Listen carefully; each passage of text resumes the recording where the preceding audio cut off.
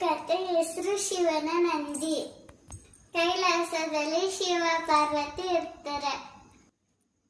ಶಿವನಿಗೆ ಇಷ್ಟವಾದ ವಾಹನ ನಂದಿ. ಶಿವ ಎಲ್ಲಿಗಾದ್ರೂ ಹೋಗ್ಬೇಕಾದ್ರೆ ಅದ್ರ ಮೇಲೇನೆ ಕುಂತ್ಕೊಂಡು ಹೋಗೋದು ಬರೋದು ಮಾಡ್ತಿರುತ್ತೆ. ಒಂದ್ ದಿವಸ ಕೈಲಾಸಕ್ಕೆ ರಾಕ್ಷಸರು ಬರ್ತಾರೆ. ಶಿವ ಶಿವ ನಂದಿನ ಕರಿಯಷ್ಟರಲ್ಲಿ ನಂದಿ ಓಡಿ ಹೊರಟೋಗುತ್ತೆ ರಾಕ್ಷಸನ ಓಡ್ಸಕ್ಕೆ. ಆಗ ಶಿವನ್ಗೆ ನಂದಿ ನನ್ನ ಮಾತು ಕೇಳಿಲ್ಲ ಅಂತ ಕೋಪ ಬಂದ್ಬಿಡುತ್ತೆ ಶಿವ. ಅದಕ್ಕೆ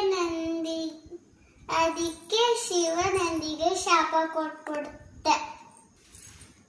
ನೀನು ಮನೆಯಿಂದ ಹೊರಗಿರು ಅಂತ ಅಂದ್ಬಿಟ್ಟು ಶಾಪ ಕೊಡುತ್ತೆ. ಅದಕ್ಕೆ ಎಲ್ಲ ದೇವಸ್ಥಾನಗಳನ್ನು